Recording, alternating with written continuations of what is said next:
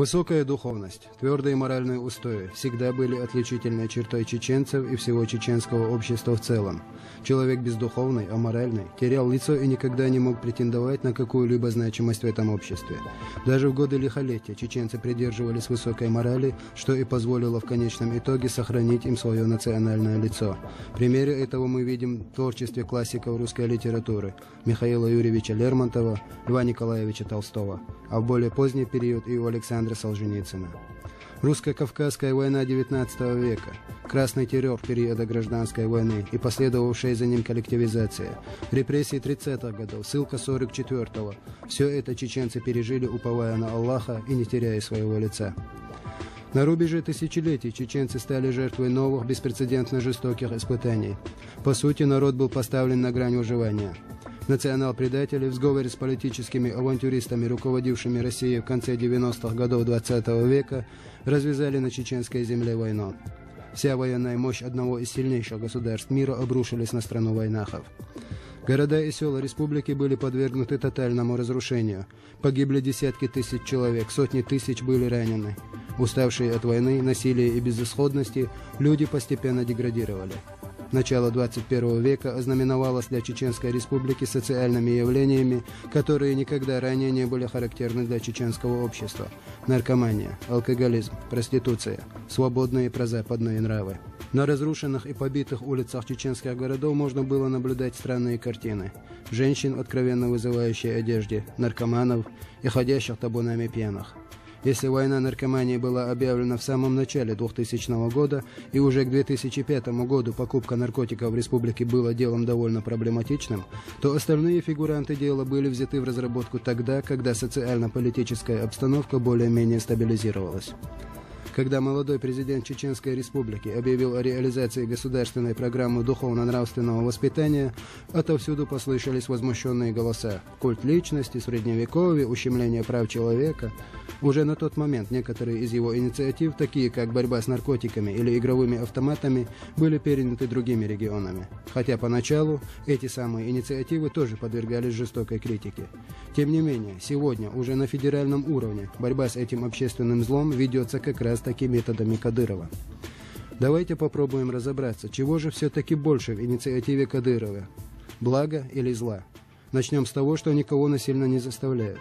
А если принимать во внимание, что подавляющее большинство жителей республики мусульмане, то, соответственно, все, о чем говорит Рамзан Кадыров в этой связи, идет в полном согласии с нормами ислама.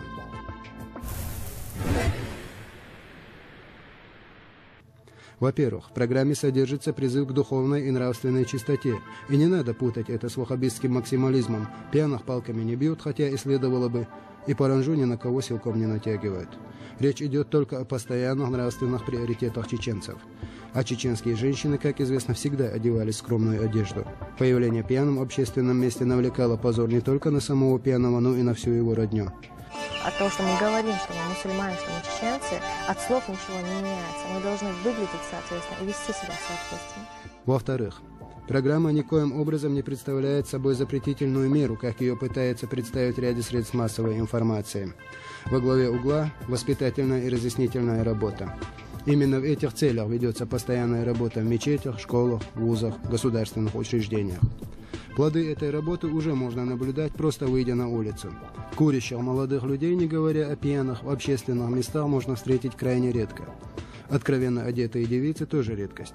Количество наркоманов и хронических алкоголиков снизилось в разы, а регистрация новых, присевших на иглу или попавших в зависимость к зеленому змею, по словам главврача республиканского наркодиспансера Мусы Дальсаева, вообще носит единичный характер.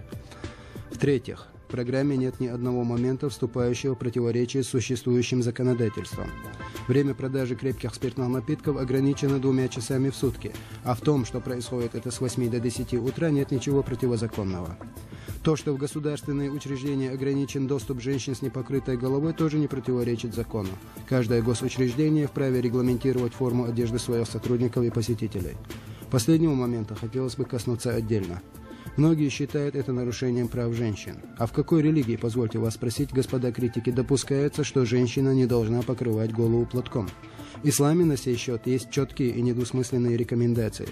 Вы возразите, а христианство? А вы видели, как христианские женщины ходят в церковь? В платках. То, что современные христианки довольно свободны в своих нравах, еще не означает, что такую установку им дает само христианство. И отдельный вопрос к мужчинам. На какой женщине вы захотите жениться и воспитывать с ней общих детей? На полуголой красавице в мини, посещающей бары и рестораны? Или на скромной девушке, почитающей традиции своего народа и нормы веры? Уверен, что 99% предпочтут второй вариант.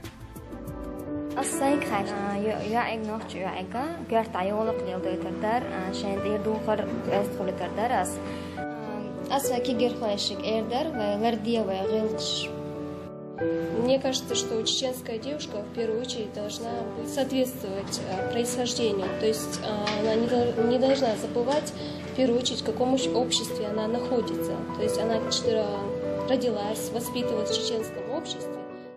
Аллах в Священном Коране говорит: «Я не зря создал между вами различия, хотя и было в моей власти создать всех людей одним народом». И там же Аллах напоминает: «Если вы подражаете кому-то, вы из них». Так что лучше для нас? Оставаться чеченцами или быть пародией на французов, итальянцев или американцев? Наконец, когда и в какие времена нравственность была не ко двору? Только во времена смут и богопротивных правителей. Вспомним Рим, эллинов, Египет. Все эти великие цивилизации погибли тогда, когда безнравственность стала нормой общества. Обратимся опять же к Корану. Из него нам известно о Содоме и Гоморе, о городах пророков Лута и Шуайба. Все они были уничтожены гневом Аллаха, таким образом покаравшего их за их нравы. А чем иным, как не гневом Аллаха, можно объяснить испытания, выпавшие на нашу с вами долю?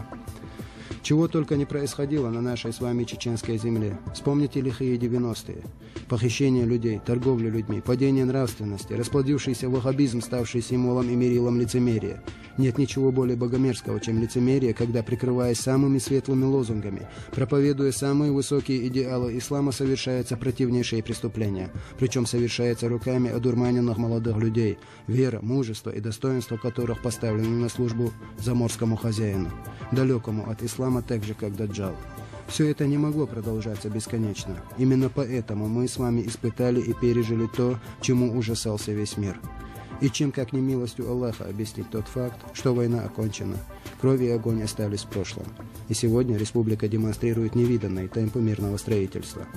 Опять же, милость Аллаха проявлялась по отношению к чеченцам всегда в самые трудные периоды истории нашего народа. Проявлялась в том, что на том или ином сложном отрезке истории народ возглавлял истинный сын своего народа и патриот. Так было во времена Бейбулата Таймиева, шейха Мансура, Ахмата Кадырова. Так происходит и сейчас, когда Рамзан Кадыров, истинный сын и своего отца, и своего народа, напоминает и проповедует о неприходящих ценностях бренного мира. В свои 30 с небольшим этот человек обладает государственной мудростью лидера и сыновней верностью народу. И сегодня его инициатива, воля и энергия – главная движущая сила происходящего в республике позитивных преобразований. Суть происходящего в том, что нас призывают оставаться чеченцами и мусульманами. А что может быть выше этого? Да ничего.